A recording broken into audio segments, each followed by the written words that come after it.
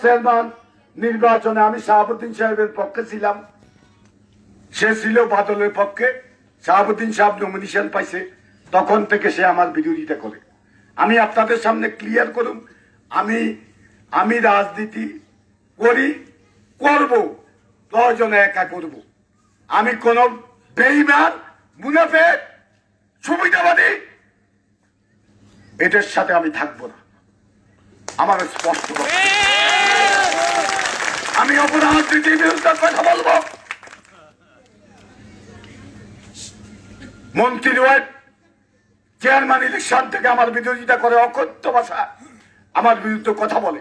তার খবরটা রাখিয়েন সে কি করে।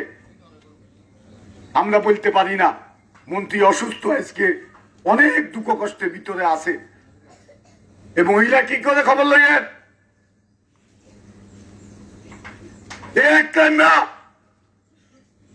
নোয়াখালী শেষ করে দিছে, শেষ করে দিছে।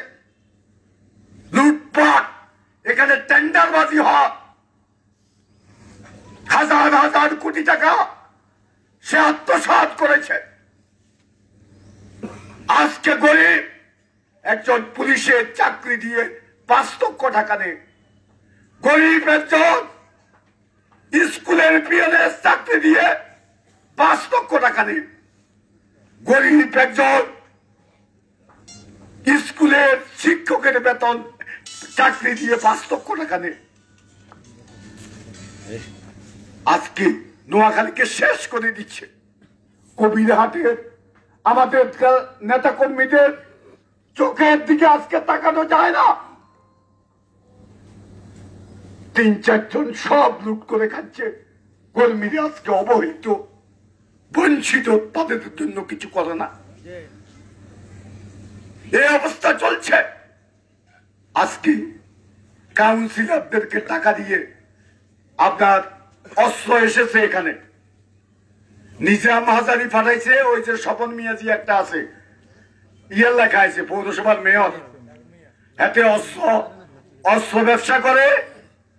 আর ওই যে সেখানে বাস স্ট্যান্ড কন্ট্রোল করে।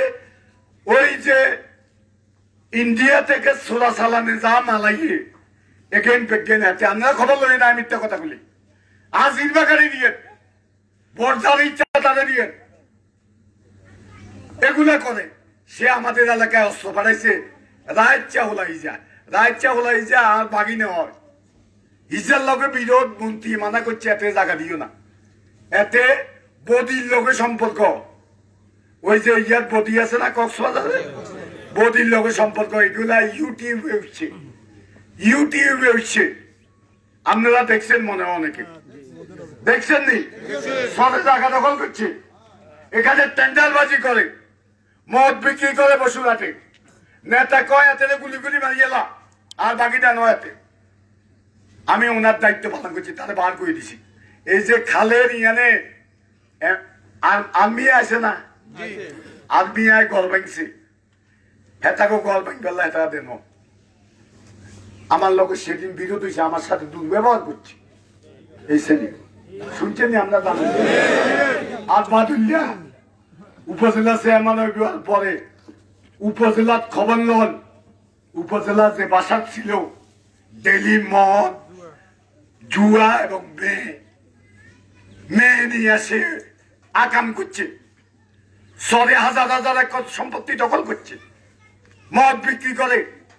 10 বছর 10 বছর লুটপাট করে গেছে, কাম কোম্পানি করছে।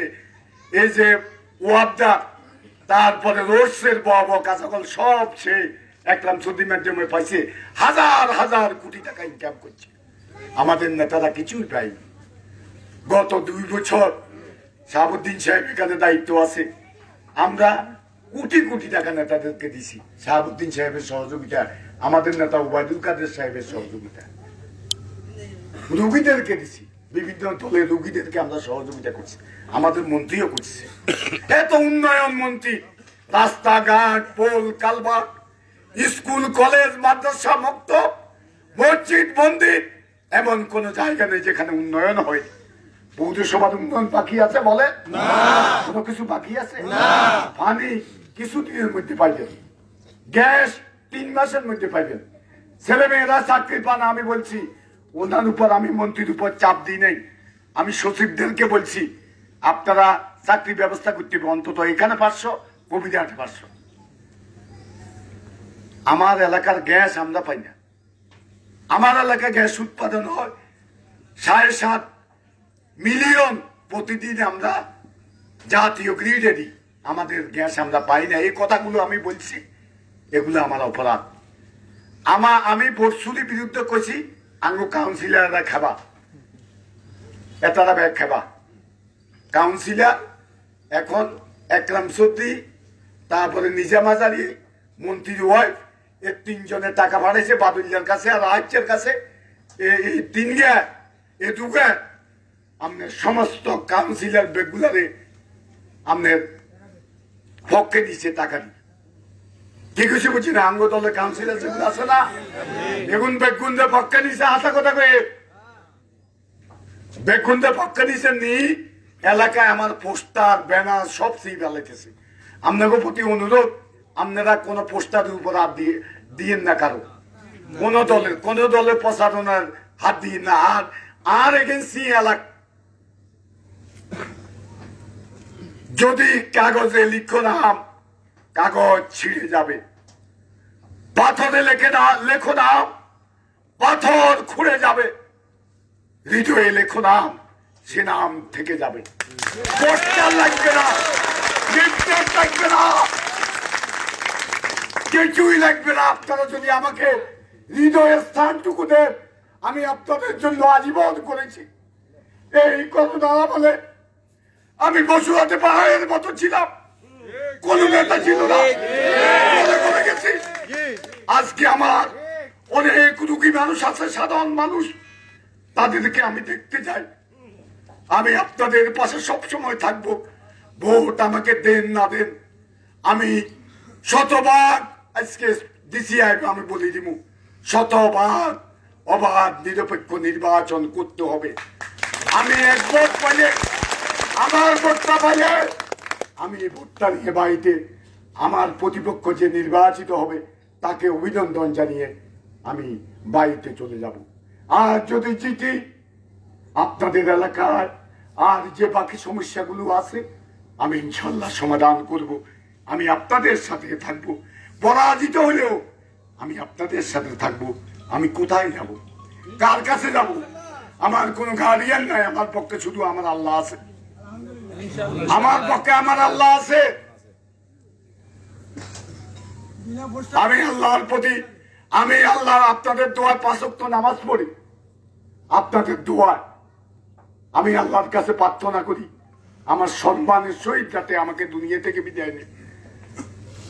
আমি আমেরিকা থেকে এসেই বলেছি, আমি সাহস করে সত্য কথা বলবো। আমি কি এখন তাদের চাপে, নেতাদের চাপে আমি কি এখন ভোট চুরির রাজনীতি করতে পারবো? এর পক্ষে কথা যে কেন্দ্রে কোন ভোট ডাকাতি হবে, দরকার 10 বার ভোট হইব, কোন অবৈধ নির্বাচন আমি মানবো না, আমি মানবো না। আর ওয়াদা যেটা করছি এটা 100% করুন। এই নোয়াখালীতে, বৃহত্তর নোয়াখালীতে আজকে অনেকে নেতা এখানে এই কোম্পানিগঞ্জে জন্মগ্রহণ করেছে।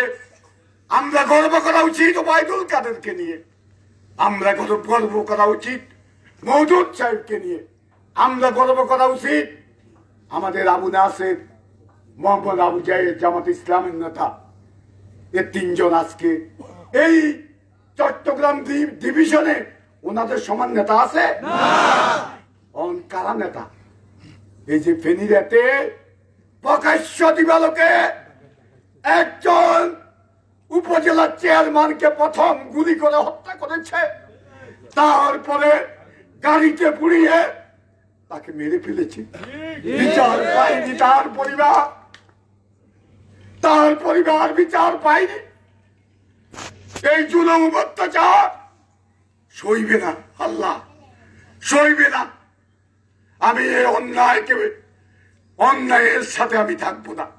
আমি রাজনীতি করবো বঙ্গবন্ধুর, আমি শেখ হাসিনার উন্নয়নের কথা বলবো, আমি ওবায়দুল কাদেরের উন্নয়নের কথা বলবো। যদি আমাকে দল থেকে বহিষ্কার করলেও শুনেন, নোয়াখালী এখন কার কন্ট্রোলে?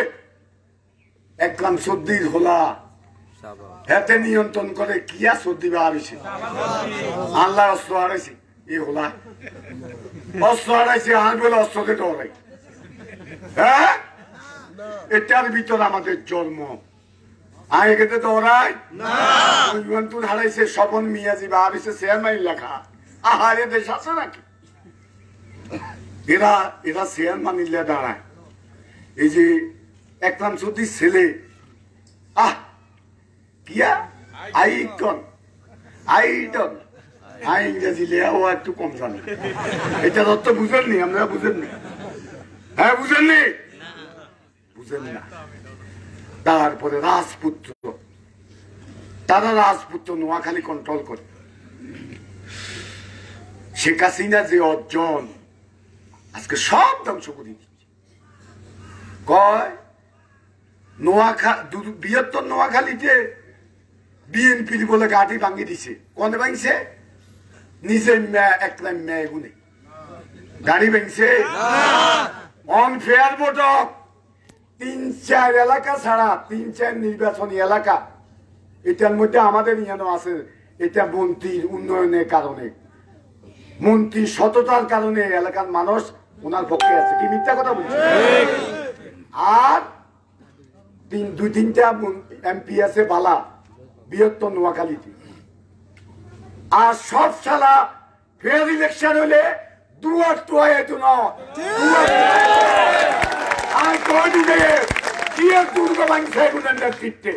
কিছু সামসা তারা এসব কথাবার্তা বলে। এটা দুঃখ লাগে, কষ্ট লাগে। আর কতকাল সইতে পারছি না। এজন্য কথাগুলো আপনাদের কাছে বললাম। এ অরাজকতা দেশে চলতে পারে না। আমি শেখ হাসিনার কাছে একটা চিঠিও লিখেছি, আমি অভিযোগও করেছি। দেখি কি করা যায়। মন্ত্রী মহোদয়কে বলছি যে দেখবো কি করে দেখি। আমি কাউকে ভয় করি না, জেলকে ভয় করি না, মৃত্যু।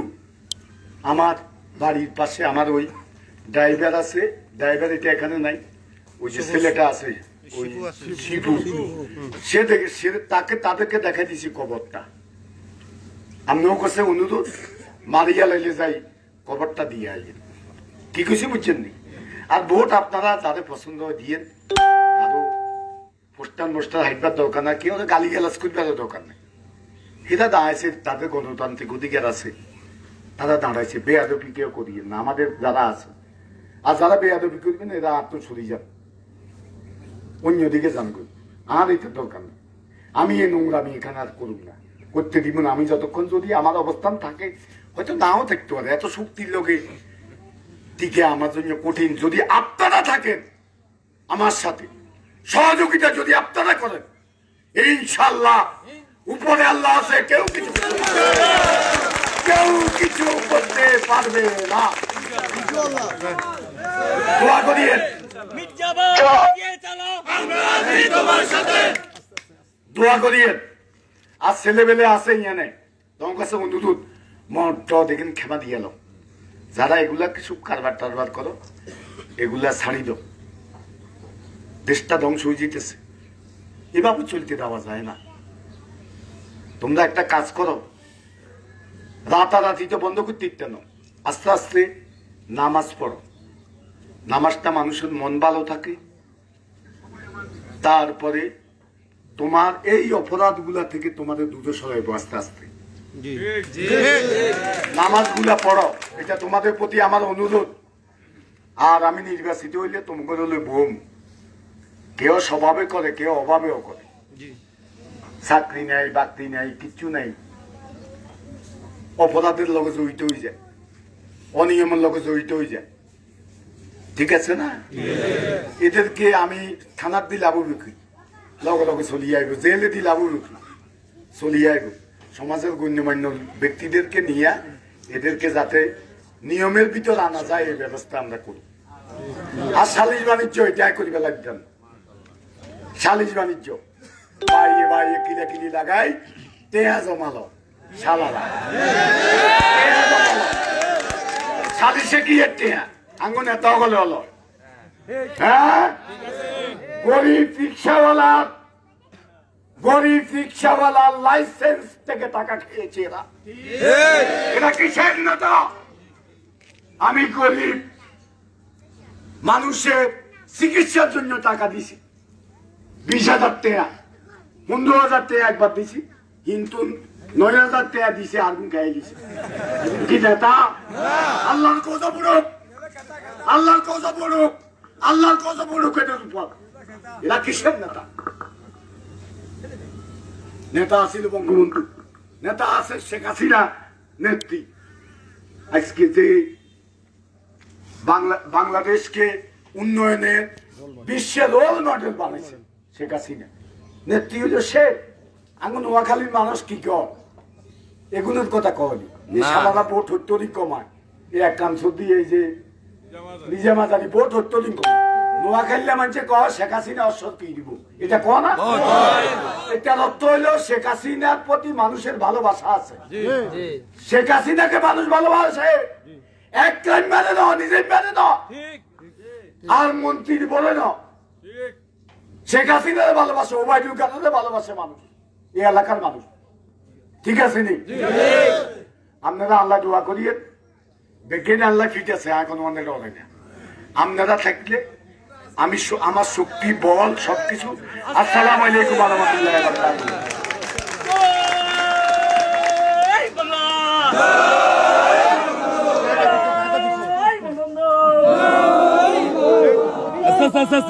চলো তোমার সাথে মির্জা ভাই ভয় নাই, রাজপথ ছাড়ি নাই, মির্জা ভাই ভয় নাই।